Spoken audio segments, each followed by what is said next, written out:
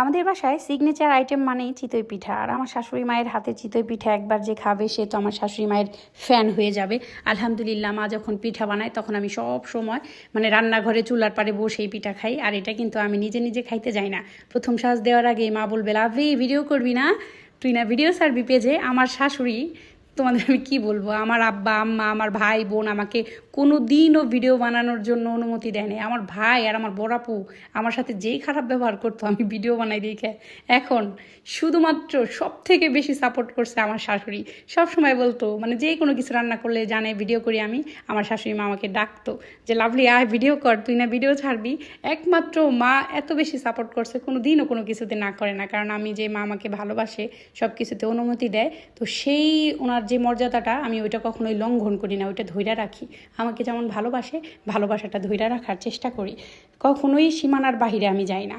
তো মা এক চুলায় চিতই পিঠা বানাইতেছে, আরেক চুলায় গরুর মাংস হইতেছে, আরেকটা আইটেম রান্না করছে মা, ওইটা হয়েছে একটা দেশি মোরগ রান্না করেছে।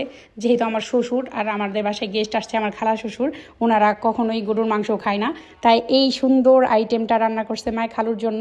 একটা দেশি মোরগ রান্না করছে, আর আব্বা আসবে দেখে গরুর মাংস রান্না করছে। আর গরুর মাংস আমরা সবসময় রান্না করে কি করি জানো, আবার 30 মিনিটের জন্য একদম মৃদু আছে গ্যাসে দিয়ে দিই, যেন একদম সফট হয়ে যায়। আর যেহেতু মা চিতই পিঠা বানাবে, অনেকটা সময় লাগবে, চিতই পিঠা বানাইতে সময় লাগে, মৃদু আছে কিন্তু চিতই পিঠা বানাইতে হয়, সেই কারণে গ্যাসে দিয়ে দিয়েছিলাম। তারপরে যে আব্বা আসছে, পরে 3 জনকে আজকে টেবিলে খাইতে দিয়ে দিছি।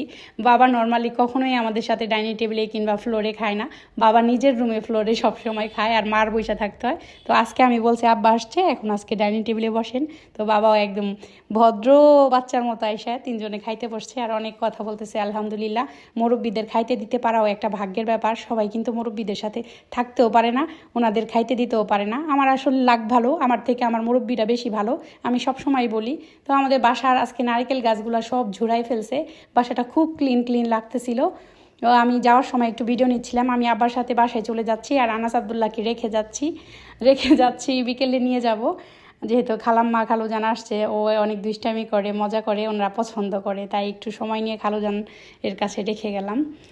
দেখো আমাদের বাসাটা তোমাদের তো সব সময় আমি দেখাই, এটাই আমার শান্তির নীড়। আর বিবাহিত মেয়ের শান্তির নীড় তার শ্বশুর বাড়ি, এটা আমি সবসময় বিশ্বাস করি। কিন্তু আমার বাবা মার প্রয়োজনে আমার যতদিন পর্যন্ত থাকতে হয় আমার বাবা মার কাছে, আমি ঠিক অতদিন পর্যন্তই থাকবো।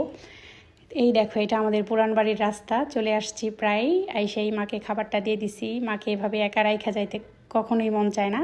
আবার আমার খাবারটা আমি বাসায় নিয়ে আসতাম, কিন্তু আব্বা বাহিরে গেছে। পরে আমার শাশুড়ি বলে, তোর আব্বা কই আছে, কল দে, গরম পিঠা খাবে আইসা তোর শ্বশুরের সাথে খালুর সাথে।